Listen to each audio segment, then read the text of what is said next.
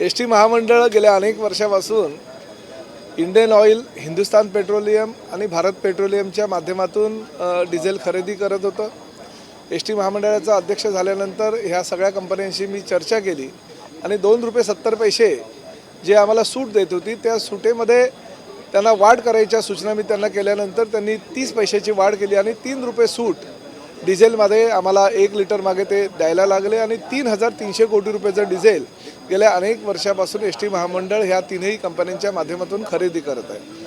आज परिस्थिती अशी आहे की ज्या 12,600च्या आसपास आमच्या बसेस होत्या त्या आता ह्या वर्षामध्ये 20,000च्या आसपास जाणार आहे आणि 3,300 कोटी रुपयाचं डिझेल हे सुमारे 5,000 कोटी रुपयापर्यंत खरेदी आम्हाला करावं लागणार आहे आणि 31 डिसेंबर 2025 ही शेवटची तारीख ह्या डिझेल कंपन्यांना आजपर्यंत ज्या आम्ही त्यांच्याबरोबर करार केला होता त्या असल्याकारणानं त्यानंतर निविदा प्रक्रिया राबवण्यात आली आणि आम्ही जी माहिती काढली ती महाराष्ट्रापेक्षा इतर राज्यांमध्ये ह्या काही कंपन्या ज्या आहेत त्या ₹4 जास्त ही सूट देत असतात आणि त्यामुळे महामंडळाचं नुकसान होणार होतं. म्हणून आम्ही ही निविदा प्रक्रिया राबवली आणि मला खात्री आहे की निविदा प्रक्रिया ही राबवल्यानंतर ₹4 जास्तसुद्धा सूट आम्हाला ह्या कंपन्या किंवा ज्या काही डिझेल पुरवठादार कंपन्या ह्या देशामध्ये आहेत त्यामध्ये आम्हाला मिळणार आहे.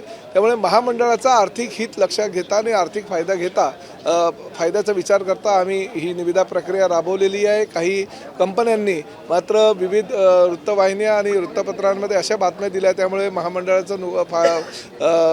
फायद्याच्या ऐवजी नुकसान होणार आहे वगैरे. काही नुकसान होणार नाही. जशी 30 पैशानं आम्हाला सूट दिल्यामुळे आमचं 40 ते 50 कोटी रुपयाचा फायदा झाला. त्यामुळे ह्या निविदा प्रक्रियेमध्ये जास्तीत जास्त कॉम्पिटिशन व्हावं आणि महामंडळाला फायदा व्हावा ह्या दृष्टिकोनातून आम्ही ही निविदा प्रक्रिया राबवलेली असल्याकारणानं भविष्यामध्ये सुमारे 150 ते 200 कोटी रुपयाचा आम्हाला फायदा होणार असल्याकारणाने ह्या निविदा प्रक्रिया आम्ही राबवत आहोत.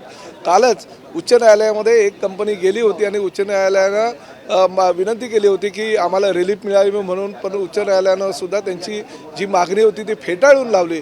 त्यामुळे निविदा प्रक्रिया जी आहे ती आता चालू राहणार आहे. पण जरी एस टी महामंडळाचा ह्या माध्यमातून फायदा होत असला तरी राज्याच्या महसुलाला याचा मोठ्या प्रमाणात तोटा होऊ शकतो जर परराज्यातील कंपनीला काही नाही. बघा, परराज्यात आता इंडियन ऑइल काय परराज्यातील आहे का, किंवा भारत पेट्रोलियम परराज्यातील आहे का, किंवा हिंदुस्तान पेट्रोलियम परत राज्यातील आहेत का. ह्या तीनही कंपन्या ह्या मोठ्या कंपन्या देशातल्या आणि केंद्र शासनाच्या संबंधित आहे. यांनी कॉम्पिटिशनमध्ये भाग घ्यावं. जर उत्तर प्रदेशला ₹4 जास्त जर डिझेलमध्ये सूट मिळत असेल, मध्य प्रदेशला जास्त सूट मिळत असेल, गुजरातला जास्त सूट मिळत असेल, हरियाणामध्ये आणि बिहारमध्ये जर जास्त सूट मिळत असेल तर महाराष्ट्राला का सूट मिळू नये. आणि त्यामुळे महाराष्ट्राची ही एस टी महामंडळ ही म्हणजे खेड्यापाड्यामध्ये गल्ली बोळामध्ये फिरणारी ही एस टी आहे आणि एस टी महामंडळ जर सक्षम करायचं असेल, त्याला आर्थिक फायदाचा लाभ जर पोचवायचा असेल तर हे असे काही निर्णय घ्यावे लागतील. काही कंपन्यांना हे निर्णय कटू वाटत असतील त्यामुळे त्यांनी अशा प्रकारच्या बातम्या पेरायला सुरुवात केली. परंतु मी निक्षून तुम्हाला सांगतो की येणाऱ्या ह्या ज्या कॉम्पिटिशन आहे त्यामध्ये अनेक कंपन्या सहभागी होतील आणि एस टी महामंडळाला सुमारे 150 ते 200 कोटी रुपयाचा फायदा हा दर वर्षाला होणार आहे. सर्वात कमी निविदा असलेली कुठली कंपनी आहे मग जेणेकरून आपण त्यांना नाही. बघा, आता माझं असं म्हणणं आहे की 5 देशामध्ये अनेक डिझेल कंपन्या आहेत आणि त्यामध्ये ह्या प्रमुख कंपन्या आहेत. या तिन्ही केंद्र शासनाच्या संबंधित कंपन्या असल्याकारणानं जर ₹3 ते सूट देत असतील आपल्या महाराष्ट्राला आणि दुसऱ्या राज्यामध्ये जर ₹4 सूट देत असेल तर त्यांनी कॉम्पिटिशनमध्ये सहभागी व्हावा आणि आपल्याला तेवढी सूट द्यावी. विरोधक टीका करतात की गुजरातच्या कंपनीला, कारण गुजरातचा सर्वात जास्त म्हणजे मला कल्पना नाही विरोधकांची. गुजरातची ही कुठली कंपनी आहे मला माहीत नाही. इंडियन ऑइल काय गुजरातची कंपनी आहे का, हिंदुस्तान पेट्रोलियम गुजरातची आहे का, भारत पेट्रोलियम गुजरातची आहे का, नायरा गुजरातची आहे का, रिलायन्स त्यामध्ये सहभागी होणार असलेली कंपनी ती गुजरातची आहे का.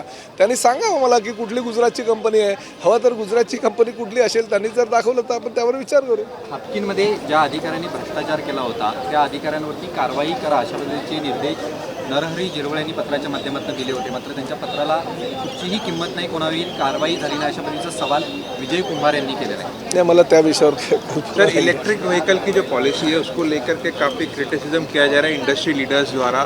कहा जा रहा है कि जो सब्सिडी का ड्यू है वो महाराष्ट्र सरकार के द्वारा भरा नहीं गया है, काफ़ी ड्यूज पेंडिंग है और एक तरीके से ये पॉलिसी का फेलियर है.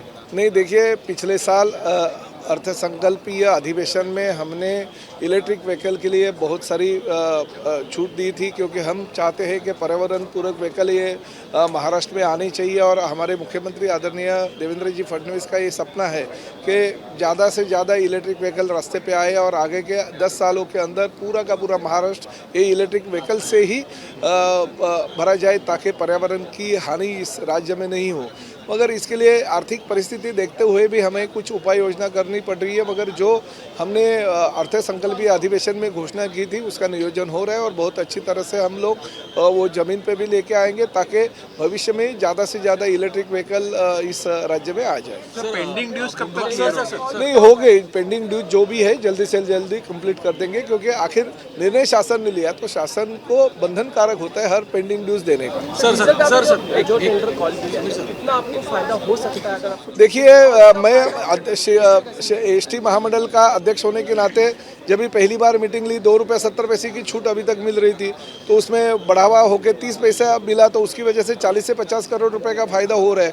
अगर अलग अलग राज्यों में, जैसे मध्य प्रदेश में, जैसे बिहार में, जैसे गुजरात में, जैसे उत्तर प्रदेश में, तो 4 रुपये से ज़्यादा छूट की जाती है। उसी तरह से अगर छूट कंपटीशन के माध्यम से ये डीजल कंपनियों ने हमारे पास दे दी, तो निश्चित रूप से 150 से 200 करोड़ रुपए का फायदा एसटी महामंडल का होगा। जो एसटी महामंडल उस तरह से थोड़े थोड़े तरीके से अगर हमारी ये सब चीज़ें अगर जमती जाएगी तो हम लोग सक्षम हो जाएंगे। एबीपी माझा, उघडा डोळे बघा नीट।